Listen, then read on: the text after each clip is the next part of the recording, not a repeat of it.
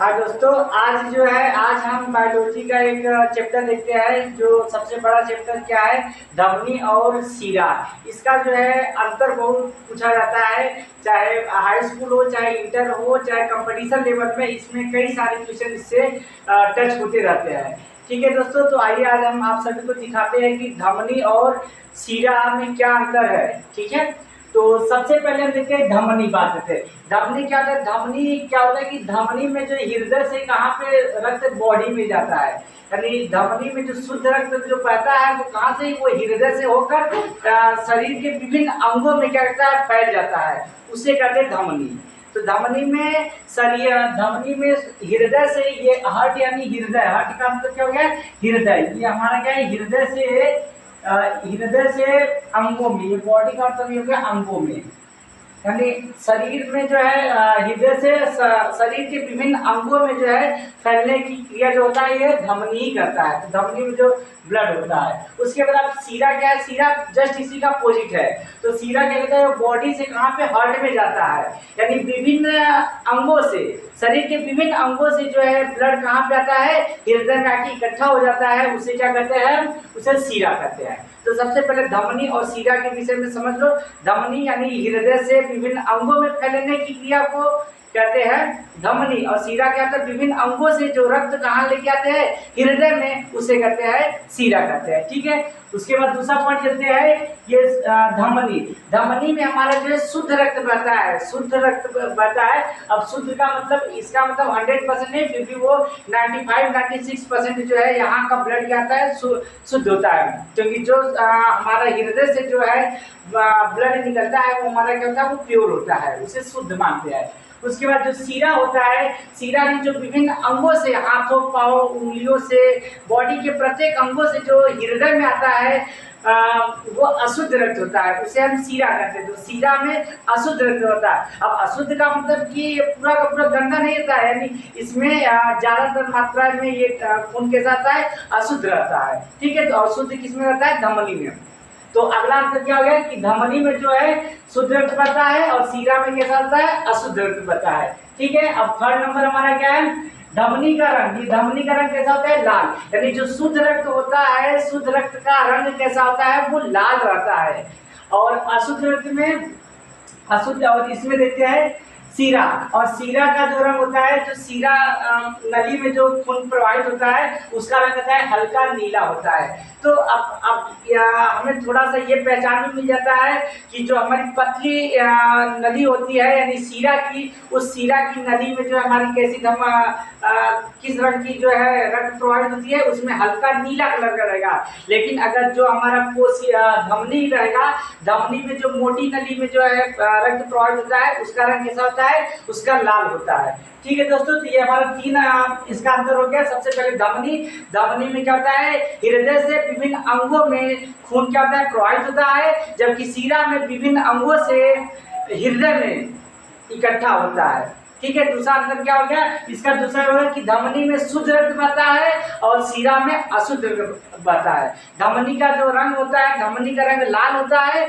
जबकि सीरा का रंग कैसा होता है, ये हल्का नीला रंग का रहेगा। ठीक है, अब चौथे पॉइंट में क्या है, जो धमनी है, धमनी अधिक गहराई, यानी जो धमनी होता है ये अधिक गहराई तक होती है। यानी जैसे हमारी स्किन में जो नसें होती है, नलिकाएं होती है, तो ये ऊपर वाली जो पहले, सबसे पहले स्किन है यानी त्वचा है, त्वचा के नीचे थोड़ा सा जाएंगे तो हमारा क्या है, पतली नली रहेगी, यानी वो पतली नहीं, हमारी वो सीरा है। और जब अधिक गहराई में जाएंगे तो अंदर के बीचों बीच अधिक गहराई वाला ही हमारा क्या होता है, धमनी होता है। तो धमनी में जो नलिकाएं होती है वो अधिक गहराई में जाती है, यानी वो अधिक गहराई में होती है। और जबकि सीरा की क्या होती है, सीरा की कम गहराई, यानी ये पहली लेयर जैसे होगी, हमारी परत हो गई त्वचा, त्वचा के जस्ट नीचे जाएंगे तो हमारा क्या मिलेगा, सीरा मिलेगा। और जब सीरा के और नीचे जाएंगे तब हमारा कौन सा नली होती है, तब वो हमारा होता है, ये हमारा धमनी वाला सीरा।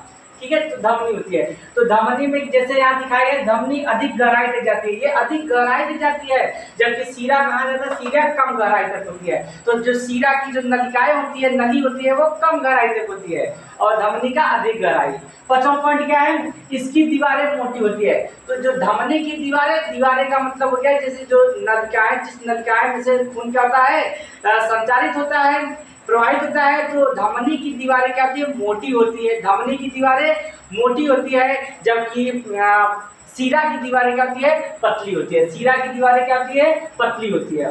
अब ऐसा क्यों होता है, इसमें आके देखते हैं। धमनी में क्या आता है, 120 mm 120 mm पारा, यानी जो धमनी में जो हृदय से खून विभिन्न अंगों में जो है लेके जाता है, वो 120 के गति से जाता है, यानी 120 mmHg के गति से क्या होता है, वो जाता है। और जबकि सीरा जो है, और जबकि सीरा में क्या होता है, सीरा में क्या होता है, हृदय में खून क्या होता है, वापस आता है। तो वापस आने का क्रिया होता है 180 mm पारा। तो जो कि हम जानते हैं कि जो हृदय का जो स्पंदन दर होता है वो 72 प्रति सेकंड होता है, यानी जो रक्तचाप होता है 120/80 mm पारा इसलिए होता है 120/80। इसका मतलब हो गया कि जो हृदय से जो ब्लड जाएगा वो कितनी स्पीड से जाएगा, वो 120 की स्पीड में अंगों में लेके जाएगा, ठीक है। और जो 80 जो है, 80 यानी ये किसी बॉडी से,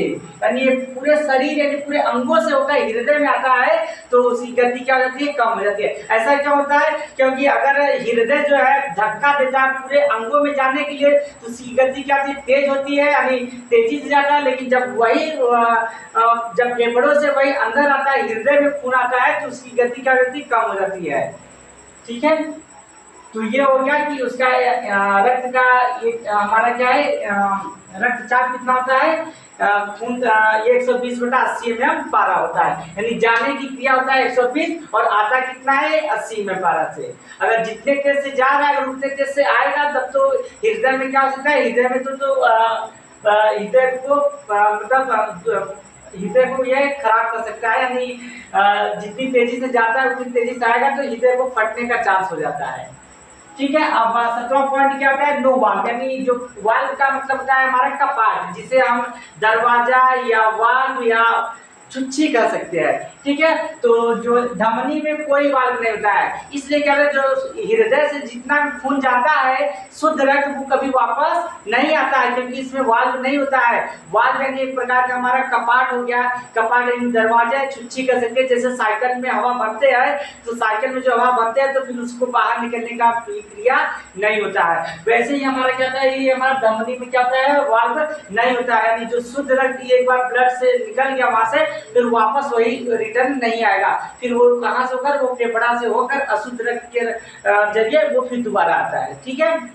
और जबकि उसमें सीरा क्या था, सीरा में वाल्व हमारे होते हैं, सीरा में वाल्व हमारे होते हैं, यानी सीरा में क्या होता है, शुद्ध से अशुद्ध रक्त, अशुद्ध से शुद्ध रक्त भी आदान प्रदान होता रहता है। उसके बाद ये लास्ट पॉइंट क्या है हमारा, स्पीड फास्ट, यानी जो धमनी की गति होती है, ये स्पीड का मतलब ये गति, उनकी गति क्या होती है, तेज होती है।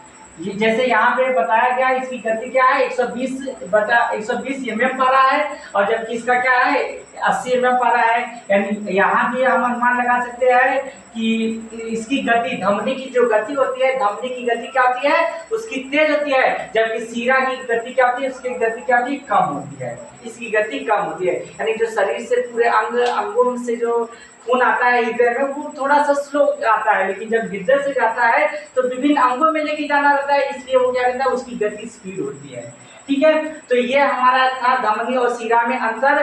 तो इसमें जो है आप लोग को लगभग सब चीज जो है बता दिए। अगर कोई डाउट होगा तो कमेंट करना। जय हिंद, जय भारत।